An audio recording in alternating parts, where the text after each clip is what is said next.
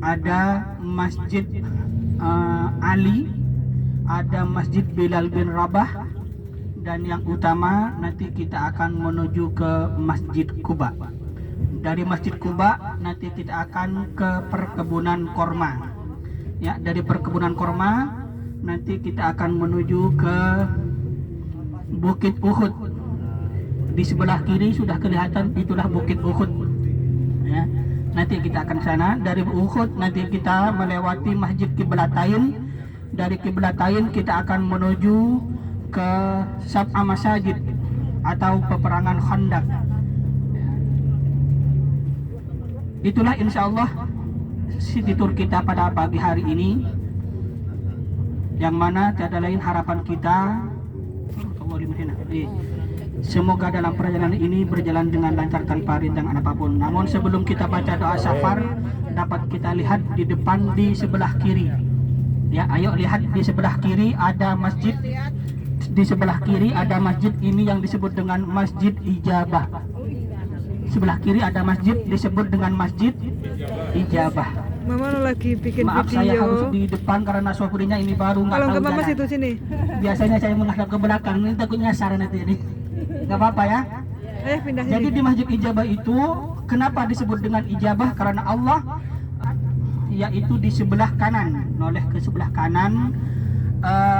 Di dalam pagar ini disebut dengan Assalamualaikum.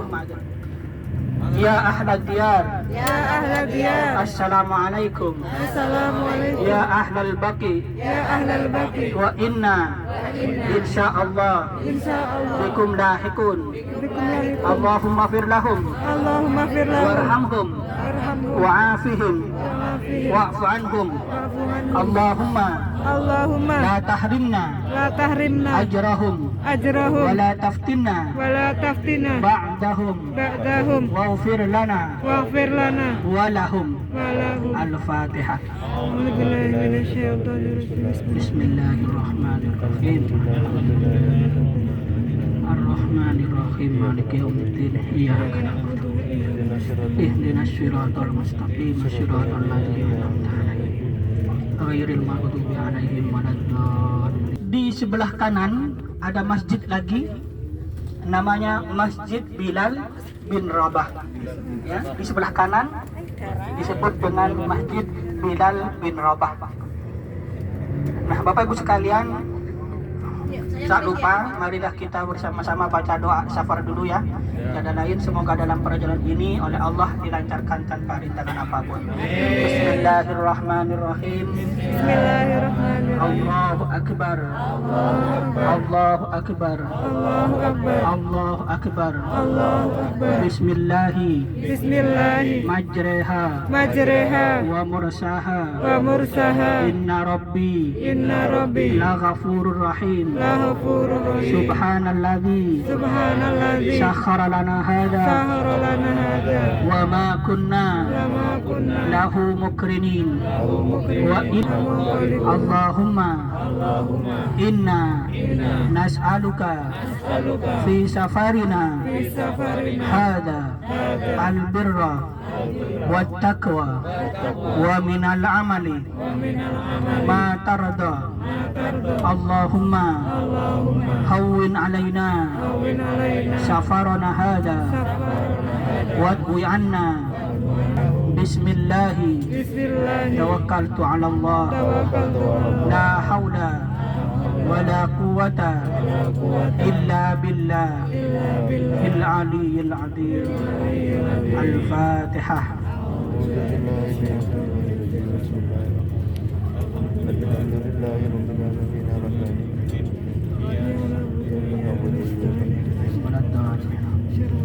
Bapak Ibu sekalian, Duyufullah Duyufur Rahman, berkenaan dengan Masjid Ijabah tadi, mengapa disebut dengan Masjid Ijabah? Karena Allah Subhanahu wa Ta'ala mengabulkan doa Rasulullah.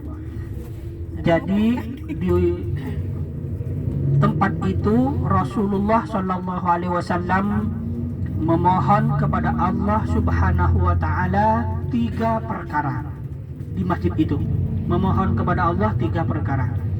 Yang pertama, Rasulullah Shallallahu Alaihi Wasallam memohon kepada Allah Subhanahu Wa Taala supaya umatnya tidak mati kelaparan.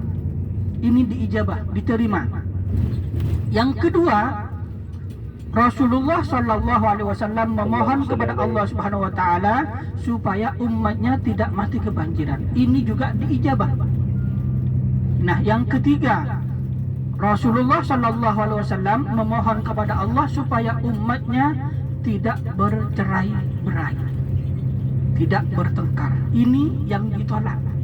Jadi Allah mengijabah dua permintaan, namun yang satunya ditolak. Makanya jangan heran umat Rasulullah sampai sekarang sering terjadi yang namanya pertengkaran. Karena emang Allah Subhanahu wa Ta'ala tidak mengabulkan doa Rasulullah. Jadi tempat-tempat bersejarah yang berada di kota Madinah dengan Mekah dibina dengan masjid. Itu Makanya bukan untuk pohon mengenang hal kelapa, dibuatlah itu pohon masjid. kurma. Jadi disebutlah dengan Masjid Ijabah. Juga tadi kita melintasi yaitu Masjid Bilal bin Rabah. Sudah kita tahu bahwa sahabat Rasulullah SAW Bilal bin Rabah ini adalah salah satu sahabat Rasulullah yang sangat dicintai, sampai-sampai Bilal bin Rabah ini oleh Rasulullah diangkat menjadi seorang muadzin pertama kali di kota Madinah Al-Munawwarah ini. Nah, mengapa Bilal bin Rabah ini mempunyai sangat dicintai oleh Rasulullah? Karena Bilal bin Rabah ini adalah sahabat yang selalu menjaga wudhu. Ya, jadi Bilal bin Rabah lahir di kota Mekah Al-Munawwarah, di Mekah Al-Mukarramah. Setelah Rasulullah hijrah, maka Bilal bin Rabah ikutlah ke kota Madinah Al-Munawwarah ini. Singkat cerita, Bilal bin Rabah ini oleh Rasulullah diangkat menjadi seorang muadzin pertama kali. Namun setelah Rasulullah SAW wafat, maka Bilal bin Rabah ini tidak mau lagi menjadi seorang muadzin. Kenapa? Karena dengan kepergiannya Rasulullah, Bilal bin Rabah sangat bersedih. Lalu Bilal bin Rabah ini keluarlah dari kota Madinah. Ada yang mengatakan yaitu pergi ke kota Damaskus. Akhirnya di kota Madinah ini sepi, tidak ada yang mengumandangkan adzan. Setelah itu, singkat cerita, Bilal bin Rabah pada suatu malam bermimpi didatangi oleh Rasulullah. Apa dalam mimpinya? Wahai Bilal, apakah kamu tidak cinta lagi kepada saya sehingga kamu tidak pernah ziarah kepada saya? Terbangunlah Bilal dari tidurnya. Mereka langsung menangis dan kembali ke kota Madinah berziarah kepada Rasulullah. Ya, itulah singkat cerita. Bapak-Ibu sekalian, berkenan dengan Bilal bin Rabah. Ziarah inti kita yang pertama adalah Masjid Quba, yang mana Masjid Quba ini adalah masjid yang pertama kali dibangun oleh Rasulullah SAW setelah Rasulullah mendapatkan perintah dari Allah Subhanahu wa Ta'ala, yaitu untuk hijrah dari kota Mekah menuju kota Madinah Al-Munawwarah. Setelah Rasulullah sampai ke kota Madinah, disambut dengan kaum Muhajirin dengan kaum Ansar, disambut dengan gembira. Setelah itu Rasulullah singgah di salah satu tempat, yaitu di yang sekarang dijadikan adalah masjid. Jadi setelah Rasulullah beberapa hari tinggal di situ, ada yang mengatakan 3 hari, maka Rasulullah dengan para sahabatnya langsung membangun masjid yang disebut dengan Masjid Quba. Maka Masjid Quba ini oleh Allah diberikan keutamaan. Barang siapa yang bersuci dari tempat tinggalnya, yang berwudhu dari tempat tinggalnya, berwudhu dari hotel menuju ke Masjid Quba ini dan sholat 2 rakaat di situ, maka pahala kita sama halnya kita melaksanakan ibadah umrah. Masya Allah. Maka dari itu, Bapak-Ibu sekalian, Masjid Quba dapat nafsu mata. Loh, ada nafsu. Di sebelah kiri kita di depan inilah Masjid Quba. Ya.